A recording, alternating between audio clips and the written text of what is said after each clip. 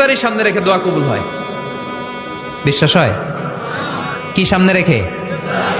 সামনে ইফতারি। বসে থাকে আমরা তৃষ্ণায় সারাটা দিন, ছাতি ফেটে যায়। আল্লাহ দেখে, দেখতে দেখতে আল্লাহর একটা সফট কর্নার তৈরি হয়। এটাই সুযোগ কাজে লাগানোর, ঠিক কিনা? মুমিন যোগ্য যে কোপ মারে, সময় মতো কাজ করে, ঠিক কিনা?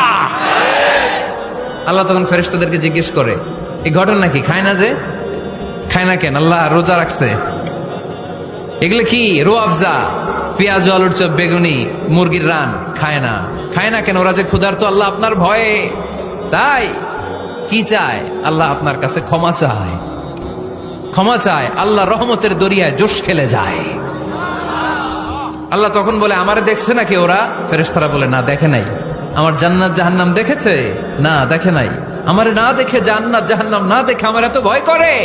যাও, আজকের এই রোজার বিনিময়ে এখন বান্দা যা চাইবে